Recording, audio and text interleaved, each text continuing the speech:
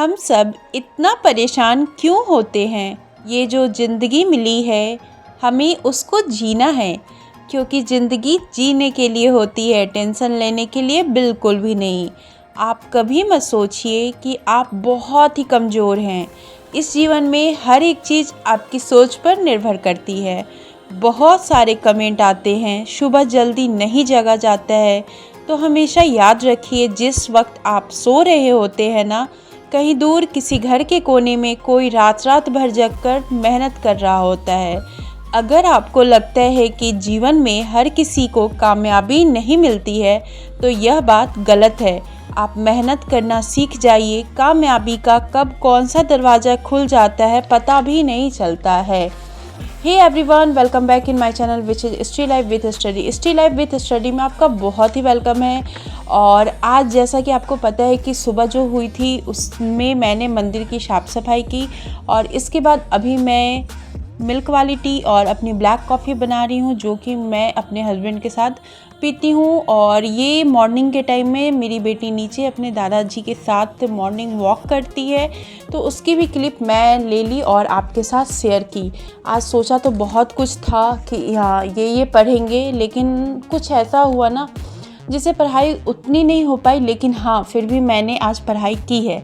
इस दुनिया में किसी को भी एक दिन में कामयाबी नहीं मिलती है। कामयाब होने के लिए हमें हर एक दिन मेहनत करना होता है। अपनी मंजिल को ख्वाब बनाइए, दिन रात मंजिल के बारे में सोचिए। यकीन मानिएगा आपका एक दिन वहाँ तक पहुँच जाइएगा।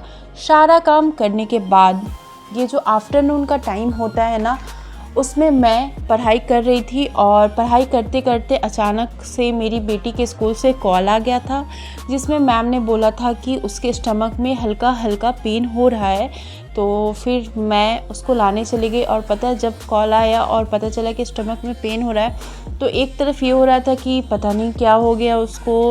कल सुबह तक तो ठीक ही थी, लेकिन एक बार ये भी हुआ कि अब मेरी जो स्टडी है ना वो कंप्लीट नहीं हो पाएगी। जो भी मैंने टारगेट लिया था वो कंप्लीट नहीं हो पाएगी।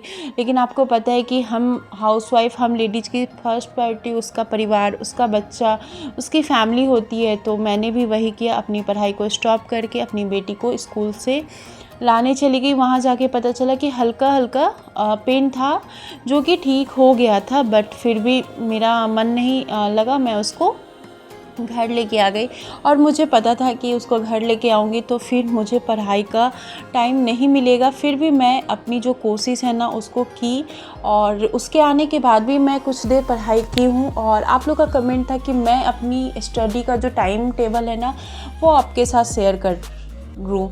तो देखिए, मैं ना मॉर्निंग में कोशिश मेरी हमेशा यही रहती है कि मैं 3 बजे जग जाऊँ।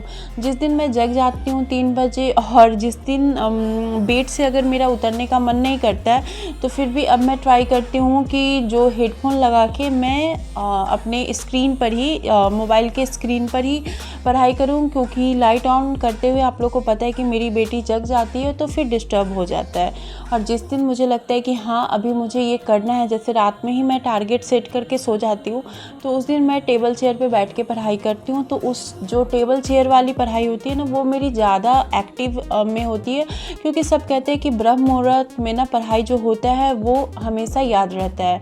तो कोशिश यही कीजिएगा कि अगर आपके पास ऑप्शन है तो आप टेबल चेयर पे ही पढ़ाई कीजिएगा।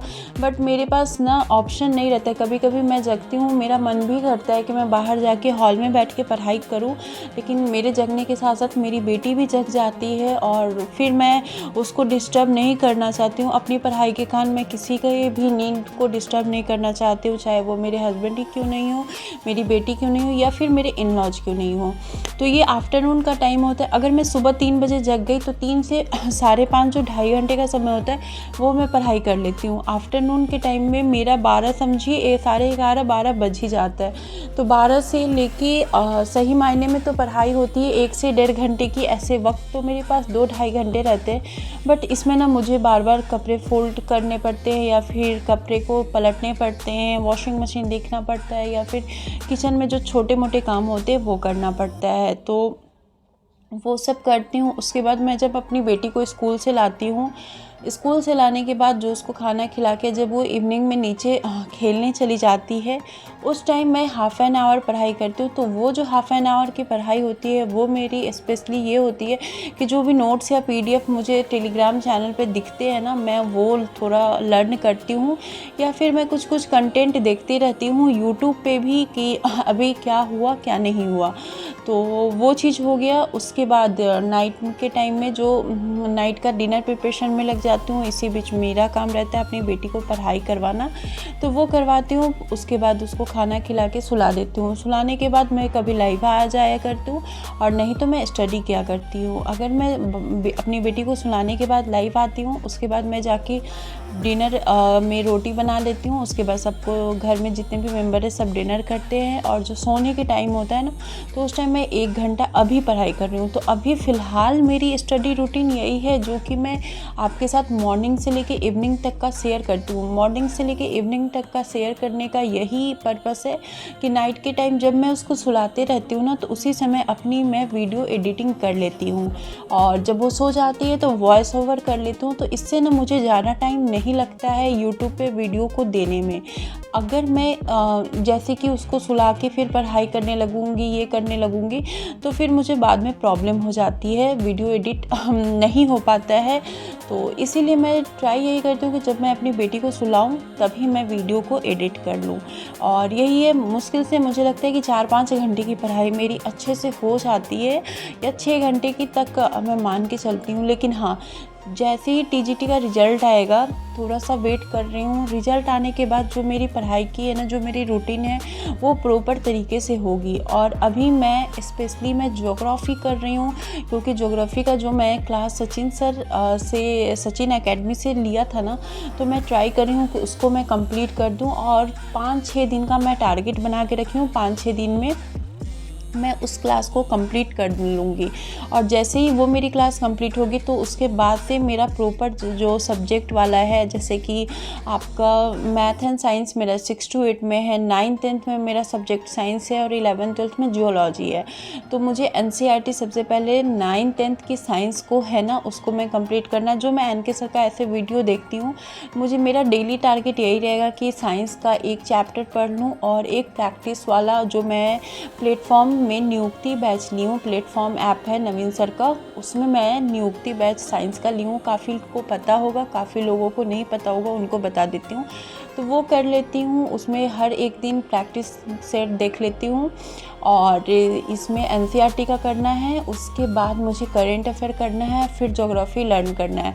INM मैं एग्ज़ाम के टाइम पढ़ूँगी, क्योंकि मुझे लगता है कि INM मेरा ठीक है, उसमें मुझे उतना प्रॉब्लम नहीं होता है। लेकिन हाँ, उसमें भी मुझे ओवर कॉन्फिडेंट नहीं होना है, इसलिए मैं एग्ज़ाम का जब डेट आ जाएगा ना, उस टाइम मैं INM को लर्न कर लूँगी। लेकिन मुझे अपना ज्योग्राफी, करेंट अफेयर और इधर से साइंस हो ही जाएगा, तो वो सब मुझे कंप्लीट करनी है। और यही स्टडी जर्नी मैं आप लोगों के साथ शेयर करती हूँ। उम्मीद यही रहती है कि मेरी हर एक वीडियो से आप लोग भी मोटिवेट हो, जो कि अभी आप लोग बहुत ज़्यादा डीमोटिवेट हो गए हो, तो आप लोग भी मोटिवेट हो, और आप लोग भी अपनी स्टडी कीजिए। और मिलकर साथ में पढ़ाई करने से बहुत ही अच्छा होता है, और कोशिश करने वालों की कभी भी हार नहीं होती। आप देखोगे कि जो चींटी की लाइन होती है ना, उसको आप देखना कि कभी कभी ना वो ऊपर सीढ़ी पे चढ़ना चाहती है, तो वो बार बार गिरती है, लेकिन फिर भी वो हारती नहीं है। तो उसी तरह से ना, वो जो चींटी को आप देख रहे होगे ना, चींटी तो कॉमन सी बात है, हर घर में हर जगह मिल जाती है। तो आप उसको देख के ना इमेजिन करना कि ये आप हो, ये आप हो, और आपको उसी तरह से ऊपर आना है। तो वो ऊपर आपको कैसे आना है, तो अपनी मेहनत से आना है। और इसी तरह से अगर आपको मेरी स्टडी ब्लॉग, स्टडी जर्नी अच्छी लगेगी, कोई भी क्वेरी होगी, कोई भी क्वेश्चन होगा, तो कमेंट सेक्शन में बोलिएगा। कोशिश यही करती हूँ कि हर कमेंट का रिप्लाई कर पाऊँ, लेकिन थोड़ा सा स्टडी शेड्यूल बिजी होने के कारण, थोड़ा सा मेरा टाइम टेबल बिजी होने के कारण हर एक कमेंट का रिप्लाई नहीं हो पाता है, इसके लिए सॉरी। बट मेरा कोशिश यही रहता है कि मैं हमेशा आप लोग के साथ जुड़े रहूं, और इसी तरह